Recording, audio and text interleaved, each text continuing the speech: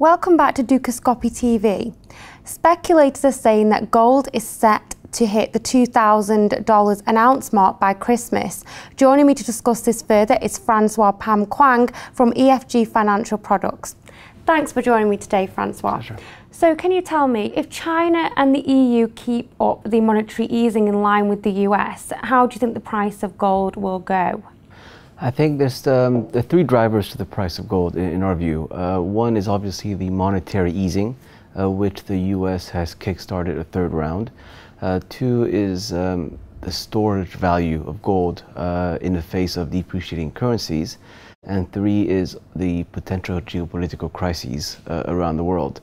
So in terms of the first point around China and Europe following the US in terms of quantitative easing, we actually do strongly believe that it is going to be an issue that's going to drive gold higher than it is today. I think that in China, quantitative easing is going to take more the form of government spending. In EU, quantitative easing may take the form of lower rates or simply bailing out the various economies left to bail out. And as more and more currencies depreciate against each other, gold will be the last one standing. So I mean, everyone who is calling for gold 2000 before the end of the year or first quarter of 13 is something that we definitely subscribe to. And how do you think that currencies will be affected by this prolonged rallying towards gold? I think obviously I think the dollar is a weakness, is a weakened currency because of gold. We tend to look at it the other way, whereby currency weakness is going to drive the price of gold higher. We are seeing people shifting out of gold in dollar terms and going to gold in euro terms, in the sense that that's become too cheap at the moment, and they believe that the euro is going to keep on weakening, making gold higher in euro terms.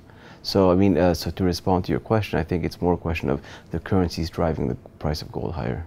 And many are saying that platinum is actually the one to watch out for. 80% of platinum production comes from South Africa, and as you know, there is instability there with the unions right now, and stocks are rapidly decreasing. So what are your projections for platinum? Obviously, platinum is going to benefit a little bit from the halo effect of precious metals. It has gone back up to relatively new highs, although not as high as back in February of this year. I think we reached 1750s. I think right now we're the 1650s. Supply shock is an element to the current rally, although I think you know, there's signs that that is abating. Demand is a much bigger driver for the short term, and so I think that platinum will suffer from lower demand in the coming months.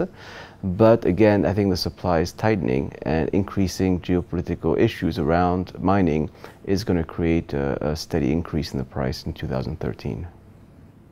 Okay, what do you think are the benefits, if any, if the price of gold is set to rocket and other metals, precious metals, could follow? Obviously, I think if gold rises, it'll be just driven by the price of hard assets going up in general. I think, you know, every time gold rises, people say it's overdone, it's a bubble. When it drops, they say the bubble is over. I think that there's been a push into gold due to quantitative easing, due to the storage value, but not yet due to any geopolitical flight. And I think that's being underestimated at the moment. In addition, depending upon the economical cycles, the middle class, the consumers, are still going to be buying physical gold, especially in the emerging economies, where there's a big tradition in buying physical gold. Yes, you know, you have seasonality. Yes, you have, you know, some months where buying of gold physical is lower than expected, but the trend is generally upwards. Are there any dangers that we need to watch out for with gold rallying and other precious metals following? Well, I think, you know, obviously people are saying when you buy gold, you want to, you know, you're buying gold when things are bad everywhere. So they're saying buy gold in physical terms as opposed to paper.